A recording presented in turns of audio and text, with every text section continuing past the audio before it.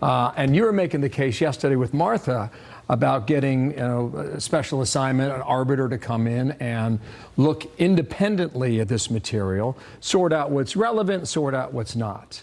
I understand your argument. You're arguing against a special master. And I get it if you want to go in and take this amount of classified material, but if you're also going and taking all this other stuff about stuff that's not relevant, it might be appropriate to bring in a special master and discern what is relevant and what is not. What's wrong with that? Well, let's look at the different categories of documents. Attorney-client privilege documents. Everyone agrees that those should be returned to the president. It wasn't necessarily bad to pick them up because you don't go into someone's house and look document by document. You take what you think is going to be responsive and then you sort it out through a taint team. No one disputes that that goes back, okay? The classified stuff are government documents, and they go to the government. There is no scenario legally under which the president gets to keep the government documents, whether it's classified or unclassified. If it deals with government stuff and it's government, it goes back to the government. I grant you that based on So the only other argument. thing, the only things would be, personal items and clearly personal stuff.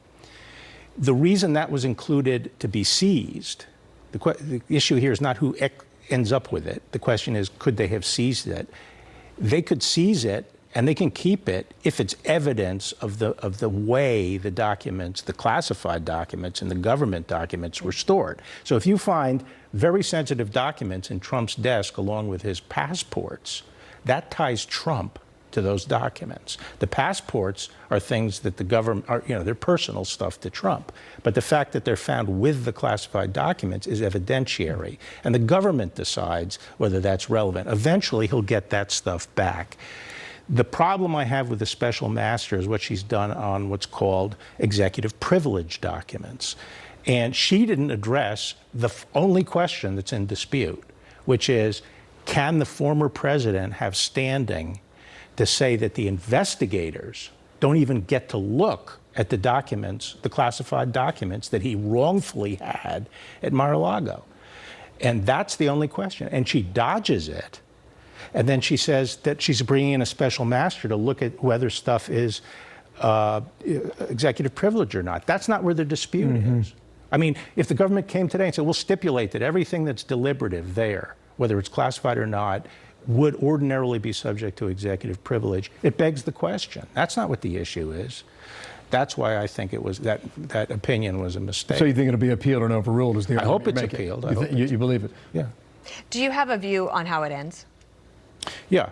I think, as I've said all along, there are two questions. Will the government be able to make out a technical case? Will they have evidence by which that they could indict somebody on, including him? And that's the first question, and I think they're getting very close to that point, frankly. But I think at the end of the day, there's another question is, do you indict a former president?